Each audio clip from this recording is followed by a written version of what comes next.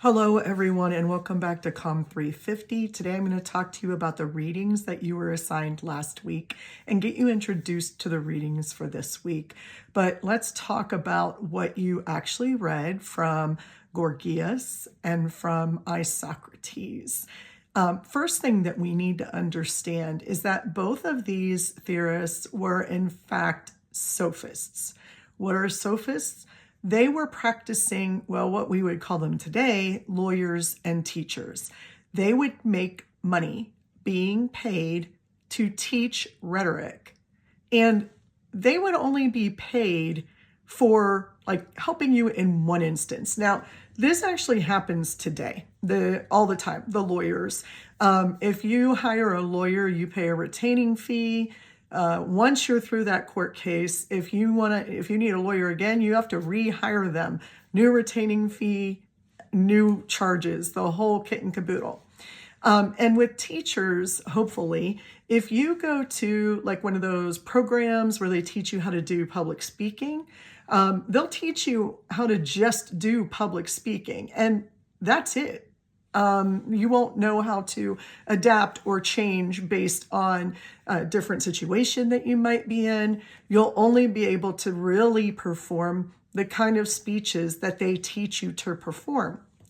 And so Gorgias didn't have any problem with this. I mean, he was writing, it's our first real introduction to the idea and concept of rhetoric. And what he did was he wrote an encomium, and an encomium is a eulogy. And in this case, it's a eulogy that sort of transforms the memory of Helen of Troy. This is actually one of the first exercises in rhetoric of what we might call attack and defense. And that's where rhetoric really got its start.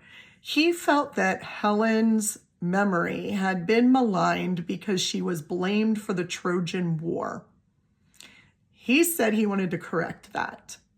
And so in the encomium on Helen, what we get are a series of reasons why Helen should not be remembered as the start of the Trojan War, but instead should be remembered as a beautiful woman who was tempted by fate, big capital letter F, and love, big capital letter L, because back in those days, they believed that things like love and fate were not abstract, but actually had sort of a material presence that could force us to do things. He also said that Helen may have been tricked by that silver-tongued, I believe is how he puts it, Paris, who stole her away and actually kidnapped her. And so she can't be blamed for that. He also says that it's possible that she was just too dumb not to fall in love and not to go with him. And so she did. And we can't fault her for any of those things because they were out of her control. He says we should remember her more fondly. Now, for those of you who haven't studied the Trojan War and you're like, what the heck? You may have heard some turn of phrases such as lips that sunk 1,000 ships. The idea that Helen of Troy, because she kissed Paris, because she went off with him and left the king, that she was the reason that thousands of people died in the war. Now, people talk about that sometimes when they're talking about famous beauty or when they're talking about the impact of beauty on men. And I'm not saying that to be gender specific, but that's how they talk about it in the history books. So Gorgias was a practicing sophist. And one of the things that's really, really important to acknowledge is that in this case, rhetoric is not just words. He's actually reconstructing Helen's memory. In other words, he's doing something. So we call it, when we speak, the rhetorical act. It's an actual action. It's not just words. And we create our realities this way. And I don't mean that if you're jumping out of a plane, you rhetorically construct a net and don't need a parachute. you're still going to hit the earth. That's not good. I'm talking about creating reality as in how we feel about things, what our perspectives are towards things. And most of the time, this is when people get really tied up in you're reacting emotionally. Well, our words do things. They don't just exist as words. Okay, and so that's sort of one of the important keys to take from Gorgias. In addition, if you look at the last paragraph or so, he says he enjoyed this practice of writing this encomium.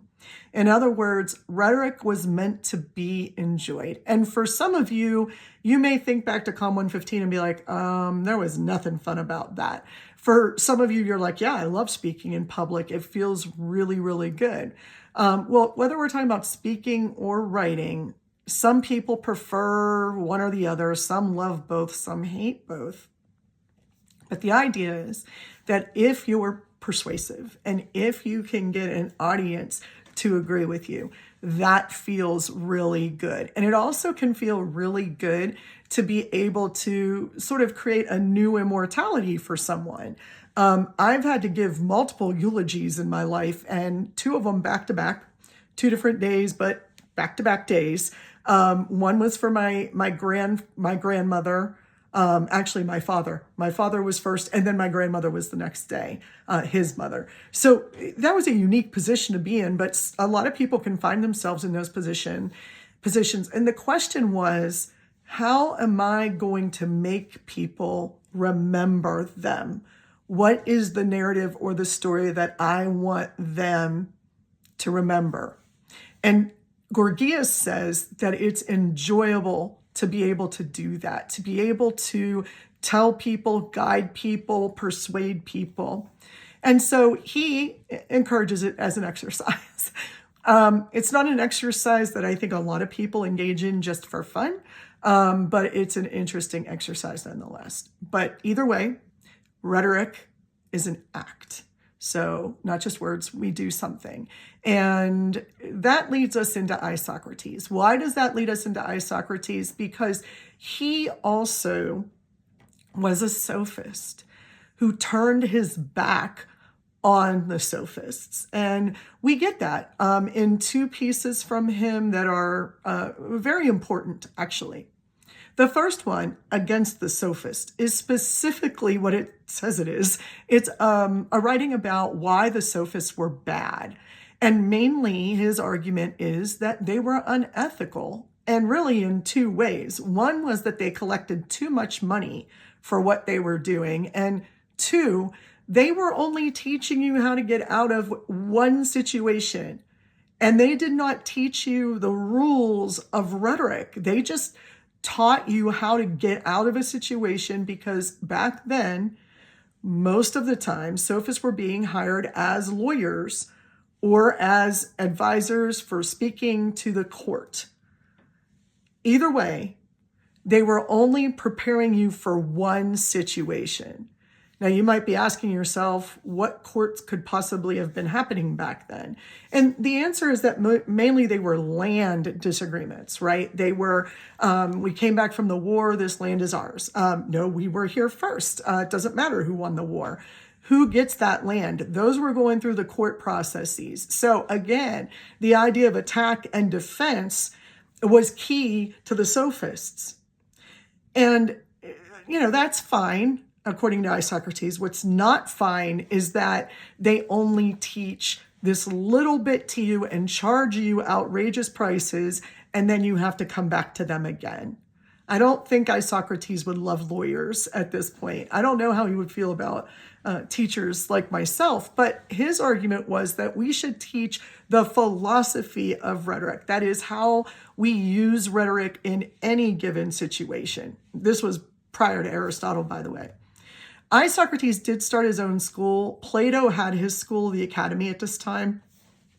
They were sort of contemporaries, and we'll get to Plato here in a little bit. But Isocrates specifically says the sophists were wrong because they were unethical. In his work, against the sophists, I don't think there's that much there, except that he wanted to make it clear that he was no longer a sophist and he did not agree with them. And he did not believe that they had the benefit of the community in mind when they taught. Okay, so the second piece then, antidosis.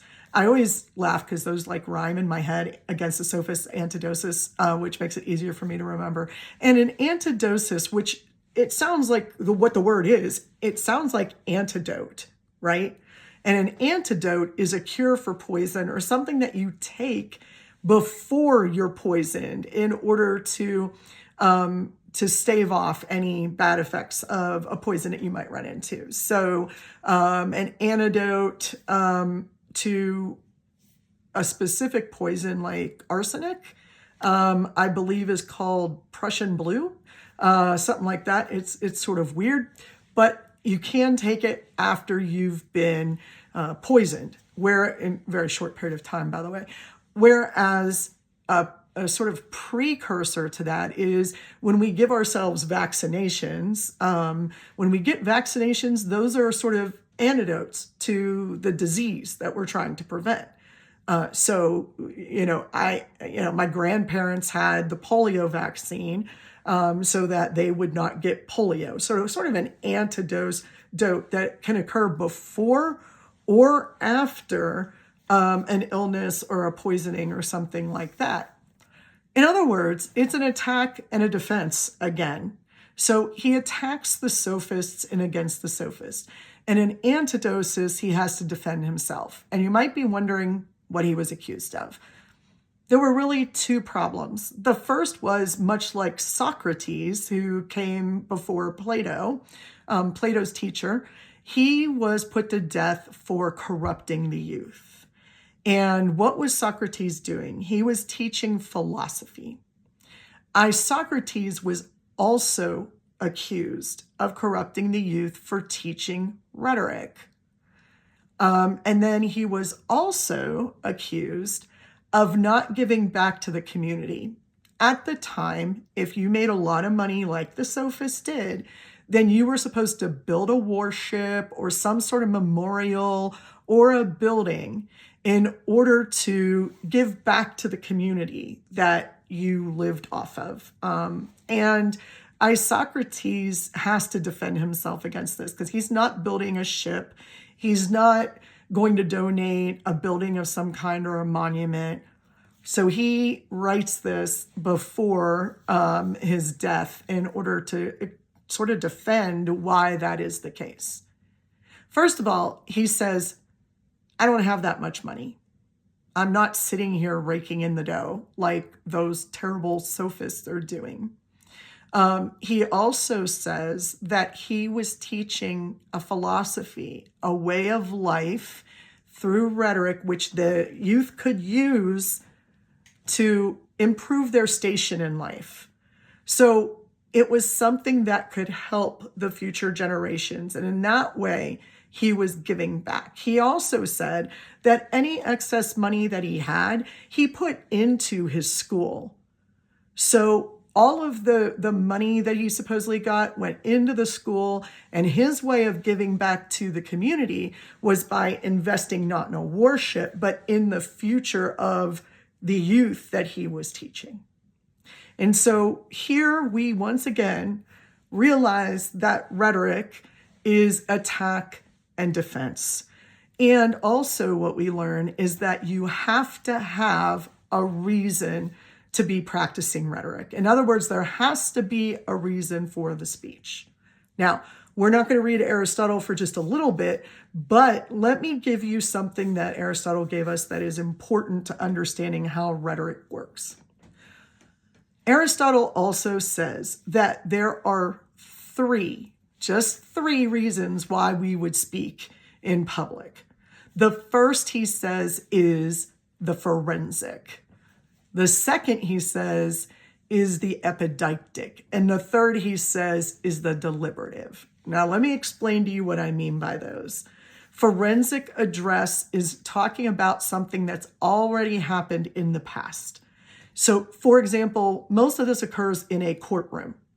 You're taking apart analyzing, putting back together what happened in order to conclude whether someone is guilty or not guilty of a particular instance. So forensic is about the past, most commonly in the courtroom. The second, epideictic, also called ceremonial, and this is about what's happening in the present. So, for example, there's a dead body in the room, you're given a eulogy, most likely. You all just finished high school, there's going to be a commencement address, right? You're at a wedding, you're going to give a eulogy. I'm just kidding. A toast, of course. And if you're, no matter where you are, if you have to address something that is happening at that time, it's most likely a ceremonial address. Last but not least is what pertains to the future. So the deliberative. It's about deliberating on what we're going to do next. Most of the time in Congress, it's the legislature, it's the lawmakers who are speaking like this. Now, if you think about those three, what Aristotle calls genres of speaking, you probably realize that the three genres really are the only three that exist. If somebody could come up with a different genre, it's funny because some people will say to me, well, what about an entertainment speech? And I say, what type of entertainment speech? Well, we're talking, comedy. What about comedy? Comedy is for the purpose of entertaining the people who came to be entertained. It is about being in that moment and finding the humor in it. So it is ceremonial in the strict definition of ceremonial. Other people will say to me, well, what about if, in the public discourse of things, what do we call that? And the answer is it depends on where you're having that public discourse, right? It's not like we could just say, oh, there's all around us public discourse. For example, today, there is public discourse about what? The inauguration, because the inauguration of President Trump is happening today. So if we're going to talk about something, it's going to be that. And so therefore, it's going to be epideictic, in the moment, in the present. So there is, I've tried to stretch this every which way but loose, and I have yet to find another reason, a fourth genre for why you would be speaking. So when we get to Aristotle, he's going to be hearkening back to these pieces by Isocrates, where Isocrates defends himself and where he attacks the sophists. Both of these might occur in the epideictic genre, but they are for very different reasons. And Aristotle will start to separate that out for us when we get there. Okay, everybody, that was what you've read over the past week. I will be giving you another video soon for this week. And then hopefully from here on out, we will do videos on Monday, hopefully from now on.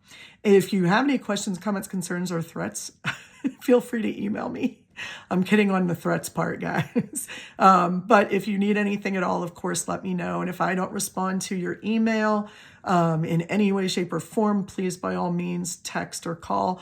I am more than willing to double check my email or take a phone call or answer whatever you need. And in case you're worried, like I said before, I do turn off my cell phone at night when I'm sleeping or if I'm busy. So have no fear about bothering me. This is, in fact, my job. All right, I'll talk to you all soon. Happy reading.